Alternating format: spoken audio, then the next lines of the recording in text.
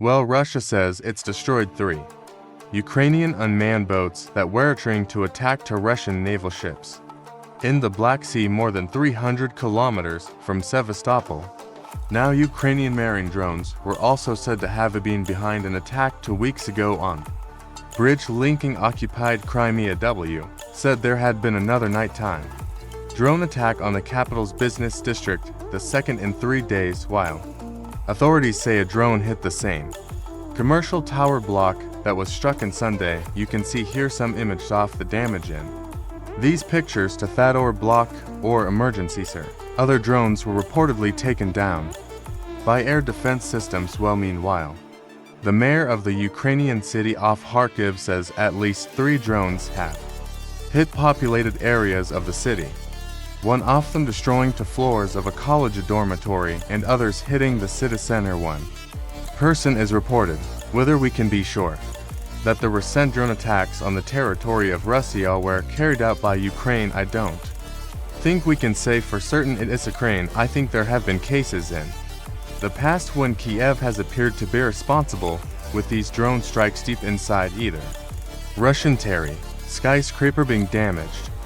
Then we have the sun-verified footage of a high-rise floor with shattered glass. It's very murky. And then you have the coupling allegation where once again the Sunman boats these marine drones allegedly used against Russia's Black Sea fleet were told they were. There are 2 likely scenarios here. It could of course be Ukraine. It's done this kind of thing before, and these kind of attacks do apply psychological pressure. You're not going to suddenly see Ukrainian troops crossing the border to try and take Russian territory.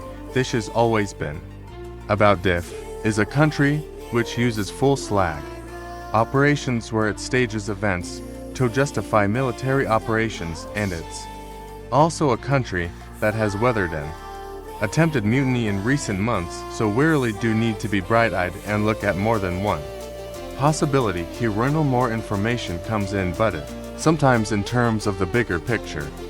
What does this actually mean? Because as you say, these attacks happen on a daily basis in Ukraine. And clearly this is gaining quite a bit of attention. Because we don't really hear about these attacks in Russia. It's not happened as much before.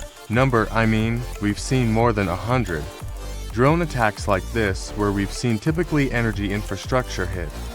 We've seen military sites here, and of late we have seen drones flying through Russia's capital. They've got propeller engines, and it's a strange mirror image with the Iranian-made airstrikes of Ukraine is to suppress the population, is to lower morale. They have never really done anything to influence the military developments on the battlefield. But when you see these drone strikes inside Russia, I think it puts pressure on the population because of majority of the Rus. Listen to what President Zelensky, for example, says in terms of the war coming to their doorstep, and you make that connection, then that makes Vladimir Putin's job all the more difficult in both trying to justify the invasion and mobilize more men for his faltering war efforts. So it is interest